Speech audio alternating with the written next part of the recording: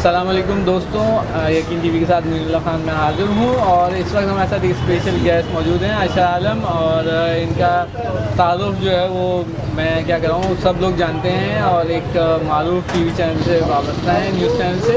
तो इनसे हम जानेंगे इनकी प्रोफेशनल कैरियर के हवाले से भी और कुछ इनकी जो ज़िंदगी है कामयाबी का, इनका एक पूरा एक सफ़र है, उस बारे में भी हम जानेंगे। अच्छा, शुक्रिया आपका हमारे साथ वक्त देने का। आपका शुक्रिया। तो अच्छा, आपके तारुफ में एक जगह मैंने पढ़ा कि news anchoring is my passion और voice over is my life. तो अपनी लाइफ के बारे में बताएं, जो वॉइस ओवर यानी कि आवाज़ का इस्तेमाल मेरी ज़िंदगी यूँ है कि मेरी ज़िंदगी में सबसे पहली जो इंस्पिरेशन थी वो मेरे माँ बाप थे। और मेरी माँ को सिंगिंग का, नाते पढ़ने का, नोहे पढ़ने का और इस तरह के मामलात का बहुत शौक़ था। वो एक उस्ताद से तरबियत भी लिया करती थी। हालांकि हम जिस फैमिली से हैं, जो बैकग्राउंड है, थोड़ा ये बहुत मुश्किल काम था, लेकिन उसके बावजूद उस दौर में ही मेरे वालिद साहब मेरी वालदा को ख़ुद ले जाया करते थे। हालांकि वो बहुत सख्त जॉब थी उनकी, स्टील मिल में वो काम किया करते थे। उसके बावजूद फिर वो आके मेरी वालदा को उस्ताद के बाकी उनका शौक़ था तो ले जाते थे, वहाँ सिंगिंग सीखती थी। तो मैंने शुरू से माहौल देखा घर में और वो सुनती भी थी। तो बस एक आवाज़ के इस्तेमाल का और इसकी अहमियत का अंदाज़ा हुआ जब, तो उस वक्त से शौक़ डेवलप हुआ। अब वॉइस ओवर आर्टिस्ट यानी कि पहली वॉइस ओवर आर्टिस्ट की जॉब अगर मैं देखूं तो वो जियो में आने से कुछ अर्से पहले 2003 में मैंने एक कमर्शियल किया था। तो बस उससे शुरुआत हुई थी। उसके बाद तकरीबन 6-7 साल जियो में एज़ वॉइस ओवर आर्टिस्ट ही रहा। कुछ एड एजेंसीज़ के लिए भी बीच में काम किए। और जियो जैसे इदारे का फ़ायदा ये था कि इतने कलर की चीज़ें आपको मिल जाती थी। स्पोर्ट्स भी मिलता था, जराइम के मामलात और इस तरह की चीज़ें न्यूज़ कंटेंट में मिल जाती थी। आपको पता लगता था कि अगर हमने इस तरह कंटेंट बोलना है तो कैसे बोलना है, स्पोर्ट्स बोलना है तो कैसे बोलना है। एक चीज़ हम देखते हैं आपकी वॉइस ओवर आर्टिस्ट, आपकी जो खूबसूरत है, इसकी वजह से आपके पॉजेस जो है, मैं जब आपको देखता हूँ सुनता हूँ, पॉजेस बहुत अच्छे होते हैं आपके। तो क्या बाकी एंकर्स में मतलब ये हमें वो चीज़ की कमी लगती है, फ्लो जो है उसका कोई ख्याल नहीं रखा जाता। तो आपको इसमें क्या समझते हैं, वॉइस ओवर आर्टिस्ट होने की वजह से आपको इसको फ़ायदा हुआ है? हो सकता है, क्योंकि ये चीज़ आपके जी शऊर में कहीं डेवलप हो रही होती है, आपको नहीं पता लगता। ये जो एंकर्स की गलती या थोड़ी बहुत ये मसले मसाइल वाली बात है, ये दो धारी तलवार है। इसमें जो एक तरफ की जो धार है जो एंकर्स वाली है, दूसरी तरफ मैं नहीं बयान करना चाहता। दूसरी तरफ जो एंकर्स वाली साइड है वो मैं बयान कर देता हूँ। जैसे प्रोग्राम होस्ट की बात कर रहे हैं, प्रोग्राम शाहज़ेब भी कर रहे हैं, प्रोग्राम XYZ कोई और एंकर भी कर रहा है, लेकिन शाहज़ेब का नाम है। अब अगला भी तो प्रोग्राम ही कर रहा है ना। वो नाम किस वजह से है कि जी वो बंदा मेहनत कर रहा है, चीज़ें वो पढ़ता है, देखता है, उसकी रिसर्च टीम बहुत अच्छी है। एक दफ़ा नादे अली हमारे एक बहुत बड़े वॉइस ओवर आर्टिस्ट हैं। नादे बहुत बड़ा नाम है, लेकिन जो शफीक जो वो साहब चाह रहे थे वो नहीं निकल पा रहा था। तो उन्होंने देखो, तुम समझो लजीज़ा तुम्हारी गर्लफ्रेंड है, वो तुम्हारे गोद में सर रख के लेटी हुई है, अब डिलीवर करो।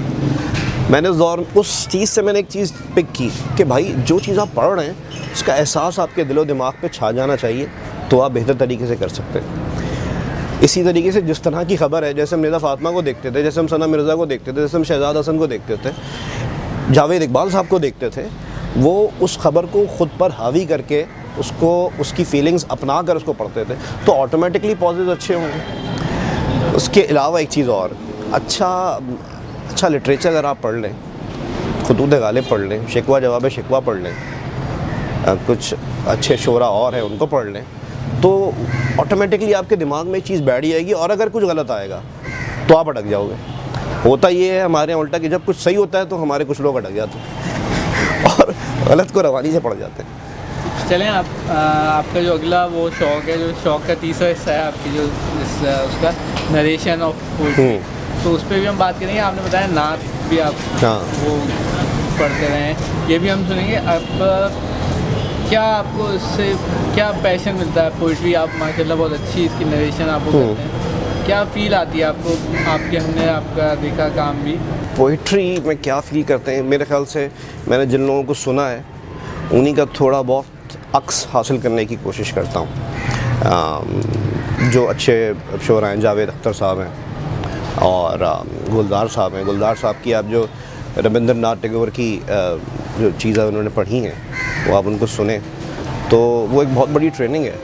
अच्छे लोगों को सुने आप, क्योंकि खाली पढ़ना काफ़ी नहीं है। फॉर एग्ज़ाम्पल मैं जवाब शिकवा लेके बैठा और मुझे इस चीज़ की कमी महसूस हुई उस दौर में कि जब मैं खुद स्टूडेंट था कि अक्सर नज़में ऐसी हैं जो बहुत अच्छा मवाद है हमारा उर्दू का, लेकिन उसकी ऑडियो लाइब्रेरी कोई अवेलेबल नहीं है और हर किसी के पास एक बेहतर उस्ताद का एक्सेस नहीं है। ज़ीशान महबूब साहब एक ज़बरदस्त आदमी है, उर्दू बहुत अच्छी है, उस्ताद मानता हूँ मैं उनके साथ बैठा तो मैं जो जवाब शिकवा पढ़ रहा था मैं आधे से ज़्यादा गलत पढ़ रहा था, मैं तो आराबी गलत लगा रहा था उस पर। तो मुझे फॉर्चुनेटली इस तरह के लोग मिले जिन्होंने मुझे आगाही दी। मैं खुश नसीब मानता हूँ कि मुझे थोड़ा सा कदमों में बैठने का मौका मिला डॉक्टर अनवर सज्जाद साहब की। वो मेरे बहुत अच्छे दोस्त थे। मैं ये कह यूँ पा रहा हूँ क्योंकि उन्होंने मुझे इस चीज़ का मौका दिया। जब वो आते थे हम उनके कदमों में बैठ के चीज़ें सुनते थे, उनके साथ बहुत काम करने का मौका मिला है। तो मेरे ख़्याल से उस्तादों की बहुत कमी तो नहीं है, हम लोगों ने जाना छोड़ दिया है और हमने लोगों को उस्ताद मानना छोड़ दिया है। हमने ना महाज बना लिया है, जिसको दो चीज़ें आती हैं ना, तो मुझ जैसे जाहिल अशर आलम ने उससे महाज बना लिया कि इसको आती हैं, इसकी तो मैंने सुननी नहीं है। तो अल्टीमेटली तो अपना नुकसान कर रहा हूँ ना। हम बाहर देखते हैं कि अमेरिका और बरतानिया में कि वहाँ पे रिपोर्टर्स जो हैं उनको वो दी जाती है। ऐसा क्या है कि हमारे यहाँ रिपोर्टर्स को वो नहीं मिलती, और एंकर्स का जो दूसरा मामला है कि हमने बेशतर एंकर्स को देखा है कि वो न्यूज़ रूम में जो है ना आइडल फेज में होते हैं, स्टूडियो में होते हैं और फिर कहीं नहीं होते, स्टूडियो न्यूज़ रूम में नहीं होते। तो क्या आप समझते हैं, आपकी हमने एक्टिविटी देखी है तो आप ये कहना चाह रहे हैं कि मेरा मकसद है कि मैं भी इस बात को समहाउ इससे एग्री करता हूँ, लेकिन इसका एक दूसरा एंगल भी है। मैं भी इस बात को मानता हूँ और मैं इस बात को इंडोर्स करता हूँ बार बार, जो कभी कभी मुझे प्रोफेशनल इन्वायरमेंट में लोग समझते हैं शायद ये मजाक उड़ा रहा है। मेरा मानना है कि प्रोडक्शन से लोग ये जो प्रोसीजर एक होना चाहिए, एक बंदा कॉपी पर आया या टिकट्स पर आया, उसके बाद वो पीसीआर में आया, फिर उसने पैकेजेस बनाने शुरू किए, फिर उसने बाकी मामलात किए, एक डेरिवेशन ये होनी चाहिए और फिर जाके वो एक वक्त में आके एंकर बन गया। सही है, प्रोडक्शन से बंदा एंकर में जाए, एंकरिंग में जाए। इसी तरीके से एक बंदा इंटरनी रिपोर्टर आया, कोई इसको एक ख़ास बीट मिली, उसके बाद वो एंकरिंग में आ गया। मेरे ख्याल से दुनिया में ऐसा ही होता है, मेरा ये ख्याल है। सही है, उनका बैकग्राउंड यही होता है, लेकिन उसके बाद वो साबित करते हैं। हमारे यहाँ क्या प्रॉब्लम है, पहली बात शाइनेस बहुत है। अगर किसी से कहो तो पहले तो समझता है कि यार क्योंकि हम इसकी गलतियाँ निकालते हैं तो शायद ये हमें जिज करना चाह रहा है। अरे भाई ये मकसद नहीं है, मेरा मानना ऐसा होना चाहिए। लेकिन कुछ मिसालें हैं जो रिपोर्टर्स थे और एंकर्स बने, लेकिन वो इतने कामयाब नहीं है। तो क्या हुआ, आपने खुद ही उस एक्सपेरिमेंट को नाकाम कर दिया। तो फिर क्या करेंगे, जगह तो है, जगह तो फिल करनी है। फिर हो क्या रहा है कि जो एंकर है वो पहले एज इंटर्नी एंकर आया, या उसने कई छोटे इदारे में काम शुरू किया, फिर किसी बड़े इदारे में नाइट शिफ्ट में काम शुरू किया, बस ये साइकिल बन गई है। लेकिन फिर ऐसे लोगों ने साबित भी तो किया है, माना 80% ने नहीं किया, 20% ने किया है, लेकिन जो आप तरीक़ेकार बता रहे हैं जो दुनिया में राइज है, वो हमारे यहाँ उस तरीक़ेकार से जो लोग आए हैं उनमें से शायद 2% ने साबित किया है कि ये फ़ैसला सही था। तो आपकी बात बिल्कुल ये इसमें बिल्कुल सही है कि काफ़ी लोग जो हैं वो आगे गए और वो इस तरह वो कामयाब नहीं हो सके। लेकिन हमने देखा कि न्यूज़ एंकर्स जो हैं वो, जैसे मैंने पहले बात की, न्यूज़ रूम में आइडल होते हैं, मतलब कहीं नज़र नहीं आते, वो खामोश होते हैं। क्यों आगे नहीं बढ़ते वो? उनको बढ़ना चाहिए या नहीं बढ़ना चाहिए? मतलब एक न्यूज़ पैकेज वो भी बना सकते हैं, एक अच्छा, मतलब उनमें भी मटेरियल होता है उनके पास भी। तो बताओ हमारे आगे बढ़ने का मेयार क्या है? दो चीज़ें, वर्किंग आवर्स कम होने चाहिए, पैसे ज़्यादा होने चाहिए। आप कह रहे हैं आगे बढ़े, आप तो उनको फंसा रहे हैं। आप कह रहे हैं काम करो, कॉपी लिखो, ट्रांसलेट करो, फील्ड रिपोर्टिंग करो, ये तो पैशन का काम है भाई। लेकिन जो बंदा है उसको पता है मैंने जी उसके मेरे वर्किंग आवर्स कम है, मुइन से कम है और मुइन से ज़्यादा सैलरी है, तो मैं क्यों मुइन वाले काम में घुसूँ? तो पहले तो मेरे ख्याल से सैलरी जो आपका पे स्केल है उसको आप इक्वल करो। एक प्रोडक्शन का बंदा जो पिछले 20 साल से काम कर रहा है, उसकी 2 साल पहले आए जिस बंदे ने फील्ड ज्वाइन किया और एंकरिंग कर रहा है, उसकी उससे तनख्वाह कम है। तो भाई आप तो इसको आपने दो धारी तलवार बना दिया। उस प्रोडक्शन के बंदे की मोटिवेशन कहाँ गई, उसका लाइफ स्टाइल क्या है? और जो एंकर है जिसको बाकी काम भी करने चाहिए ताकि जो आपकी स्क्रीन है उस पर उस तरबियत का असर महसूस हो, वो काम कर नहीं रहा है। क्यों? मैं क्यों ऐसी चीज़ में घुसूँ कि जिसका फ्यूचर कोई नहीं है? वो तो मिसाल देख रहा है ना कि एक बंदे के बाल सफ़ेद हो गए और उसका लाइफ स्टाइल कहाँ है, उसके बच्चे कहाँ पढ़ रहे हैं। अब मैं 2 साल पहले आया हूँ, मेरा लाइफ स्टाइल कहाँ है, मेरे बच्चे कहाँ पढ़ रहे हैं। लेकिन इसके बावजूद कुछ लोग हैं जो अपने शौक़ के लिए करते हैं और मेरे ख्याल से करना चाहिए। ये चीज़ें झलकती हैं। फॉर एग्ज़ाम्पल, मैं अपनी कोई तशहीर नहीं करना चाह रहा, लेकिन मैं रेलवे के कुछ मामलात में घुसा, कुछ वहाँ पे चीज़ें देखी, और हमारे एक बहुत अच्छे रिपोर्टर हैं, सीनियर रिपोर्टर हैं, उनके पास जाके बैठता हूँ, उन लोगों से चीज़ें सीखता हूँ। उन्होंने मुझे एक चीज़ बताई जो पहले मुझे नहीं पता थी, कुछ साल पहले तक। मुझे मुर्दे खाना और सर्द खाने में मैं यानी कि मुझे पता तो था, अगर आप मुझसे स्पेसिफिकली पूछोगे तो मैं डिफ़ाइन कर देता, लेकिन जब हम सवालात करते थे तो मुझे इस बात का पता नहीं था कि जो अस्पतालों में फ़ौरी तौर पे मुर्दे खाने अवेलेबल होते हैं, सर्द खाना नहीं होता, वो अलग चीज़ है। तो हम सवालात में मोहतात हो जाते हैं। फिर जब आप फील्ड में निकलते हैं, आप देखते हैं कुछ चीज़ें। रेलवे में जब आप जाते हैं, फिर शेख रशीद साहब आपको कह रहे होते हैं कि जी फाटक वाले का मसला था। जब फाटक वाले से पूछो तो उसके तो गम ही अलग हैं। वो तो आपको मुल्ज़िम कहता है। आप कौन? शहरी और जो साहिब इख्तियार लोग हैं। तो जिस चीज़ से आपके काम में निखार आ रहा है वो करना चाहिए। वो बात अलग है कि मॉनेटरी इश्यूज़ अलग हैं, इख्तियार के इश्यूज़ अलग हैं। अब आपने अगर बहुत लिमिटेड टाइम गुजारना है तो फिर सारी बात है आप नहीं घुसेंगे, लेकिन आपने अगर इसको एज अ करियर लेना है तो भाई घुसना चाहिए, करना चाहिए। तो अच्छा, न्यूज़ एंकर्स का फ्यूचर क्या देखते हैं आप? मतलब कितने लाइफ टाइम है आप एक न्यूज़ एंकर की? अगर तो बग़ैर पैसों के वाली बात करें, आप मॉनेटरी मसाइल हटा के बात करें, तो किसी के पास अगर बहुत पैसा है और वो इस फील्ड में रहना चाहता है और इस फील्ड में आगे बढ़ना चाहता है, तो मैं तो फिर भी मुझे नहीं लगता कि ख़ास फ्यूचर है। क्योंकि मुझे लगता है कि हुकूमत ने या जो भी इस मुल्क को चला रहा है उसने फ़ैसला कर लिया है कि अब एंटरटेनमेंट इंडस्ट्री को आगे लाना है, न्यूज़ वालों का गला दबोचना है और मारना नहीं है, अधमरा छोड़ देना है। तो देखें, बड़ी बेसिक चीज़ होती है, जब आपका घर सही तरह चल रहा होता है ना, तो आप फिर काम पे तवज्जो दे पाते हैं। जब आपकी फ़ील्ड के लोग ख़ुदकुशियाँ कर रहे हैं ना, तो उसकी वजह है वो किसी आशिकी माशूकी में नहीं कर रहे, उनके घर में फाके हैं। तो अभी इसका फ़र्क पड़ रहा है 30-40 हज़ार वालों पे, आने वाले वक्त में 4-5 लाख वालों, 2 लाख वालों, सब पे पड़ेगा। तो ऐसे जब मसाइल हुकूमत की तरफ से क्रिएट हो जाएंगे ना, और उसकी वजह ये बताई जाएगी कि ये पूरे मुल्क में कारोबार नहीं है, मामला नो डाउट है ये, लेकिन भाई एक वाइड फील्ड थी जो आपको जॉब दे रही थी आपके स्टूडेंट्स को, वरना यहाँ से कोई केमिकल इंजीनियरिंग में हो या किसी भी जगह पर हो, वो अपनी फील्ड्स छोड़ के पब्लिक इस तरह की डिग्रीज़ कर रहा है, IR पढ़ रहा है, बाकी मामला पढ़ रहा है कि जी मैं इस फील्ड में जा सकूँ, क्योंकि एक वाइड फील्ड है जो जॉब दे रही है। आप उसका भी गला दबोच रहे हो। तो मैं चाहता हूँ कि मामला सीधे रहें, और मैं ये भी नहीं चाहता कि आप बहुत ज़्यादा नवाज दें, लेकिन जैसा चल रहा था चलने दें। इसमें 2 वे ट्रैफिक है।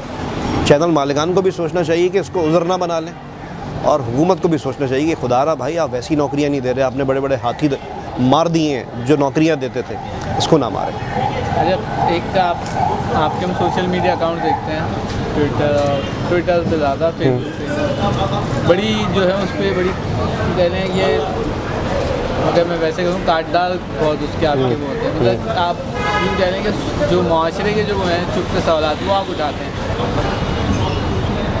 ऑन स्क्रीन क्या चीज़ रुकावट है? हम मतलब जो है वो टीवी चैनल्स वो चीज़ क्यों नहीं दिखा पाते जो हमारे एंकर्स आप और सोशल मीडिया पे जो उसका वजह ये है कि मेरा जो ऑफिस है ना वो IA चौधरी रोड पे, और रहता गुलशन में हूँ। 12-13 किलोमीटर, मुझे बख्तरबंद तो है नहीं मेरे पास, बिल्कुल करीब से आती है गोली, समझ रहे हैं? तो ये सबसे बड़ी रुकावट है। फॉर एग्ज़ाम्पल मैं कल रात में आ रहा था, आप ये देखें, आप बात करते हैं बच्चों को तरबियत करो उनकी, हवाई टावर के नीचे लेट नाइट एक विकेट लगी हुई होती है, पुलिस वालों की चेकिंग कर रहे होते हैं, उनको पता है कि ये अच्छा पहले रोकते हैं। मुझे 3-4 दिन पहले रोका उन्होंने बोला अच्छा करीम है, उबर है। मैं अपनी कन्वेंस नहीं है, मैं बहुत पहले तो मैं करीम उबर पे ही सफ़र करता हूँ। अच्छा जाएँ, पहली बात ये कि भाई मैं रॉकेट लॉन्चर लेके भी आ रहा हूँ, ये क्या बात हुई करीम है उबर है, मुझे उस वक्त समझ में नहीं आई। कल मैं आ रहा हूँ तो जी वो किस इदारे में, मैंने कहा यार एक सहाफ़ती इदारे में हूँ। कार्ड दिखाएं, मैंने कहा यार कुछ दिन पहले स्नैचिंग हो गई है, आप मेरा ID कार्ड देख लें, मैं पाकिस्तानी हूँ, ये काफ़ी है, और चेकिंग कर लें। कैसे चले? मैंने कहा स्नैचिंग हो गई थी। कह रहा यार आपने उनको गन पॉइंट पे दे दिया, हमारा भी कुछ ख्याल करो। यार अब आप बताएं, कल को अगर मैं ये सोचता हुआ कि ये तो रिश्वतखोर है, मैं इसके रोकने पे ना रुकूं, आप मेरी पीठ पे गोली मारोगे और बोलोगे दहशतगर्द था, अगले दिन खबर चलाओगे। हकीकत बहुत नंगी है जी।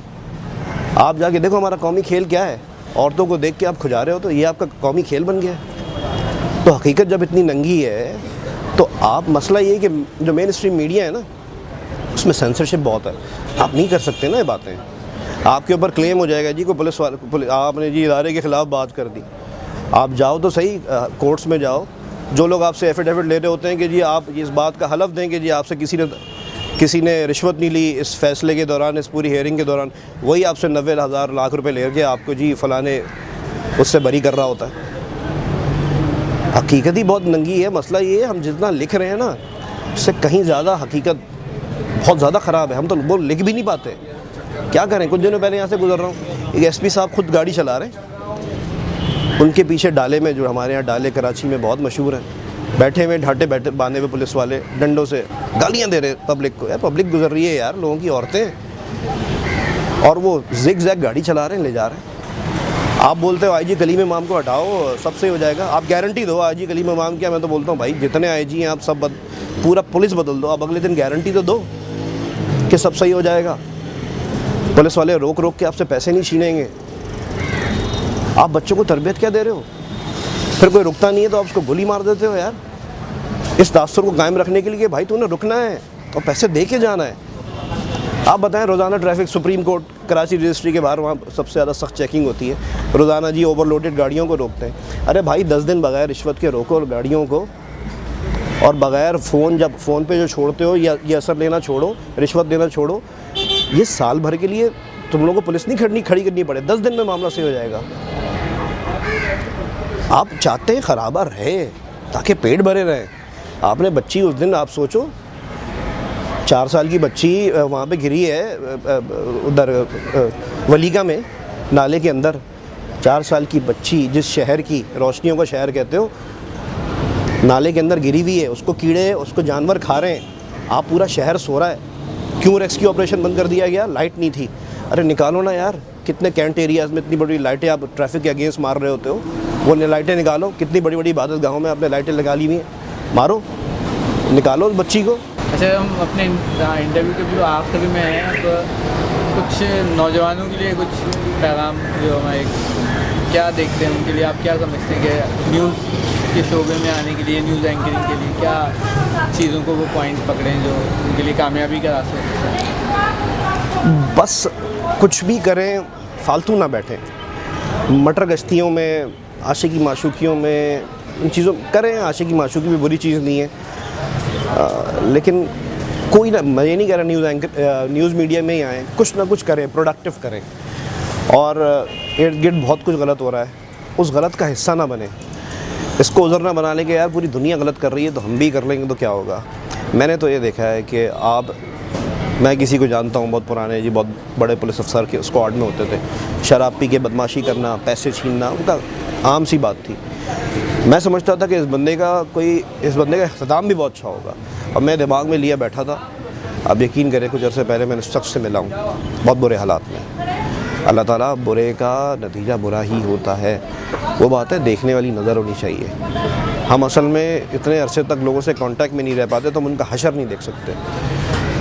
तो बस अपने नौजवान जो हमारे कोशिश कर रहे हैं ना, खुदा का वास्ता माँ बाप के मुंह को ना आओ, माँ बाप की इज़्ज़त कर लो, कुछ प्रोडक्टिव करो, और जो गलत हो रहा है ना उसको उज़र बना के तुम भी उस गलत का हिस्सा ना बनो। तो दोस्तों, अशर हमारे साथ थे और अशर आलम, हमने इनसे गुफ्तगू की और बहुत खुल के गुफ्तगू करने वाले हैं। और इनसे गुफ्तगू करने में इसीलिए मज़ा आता है कि ये हर चीज़ जो है वो किसी उसमें नहीं रहते, पर्दे में नहीं रखते, बल्कि जो बात होती है साहब को वो कर देते हैं। तो आप इंटरव्यू कैसे लगा ये हमें ज़रूर इससे आगाह कीजिएगा, और यकीन टीवी को जो है आप सब्सक्राइब करें और इसको जो है वो अपने दोस्तों से शेयर भी करें, और हम कमेंट भी करें, लाइक भी करें, कमेंट भी करें और लाइक भी करें। तो हम आपका आशा का शुक्रिया अदा करते हैं, और फिर इंशाल्लाह अगली वीडियो में किसी अच्छे मेहमान के साथ, किसी अच्छी पाकिस्तान के और किसी कराची के किसी अच्छे मकाम के साथ हम हाजिर होंगे। जब तक के लिए अल्लाह हाफ़िज़। अच्छा, आपको बहुत बहुत शुक्रिया।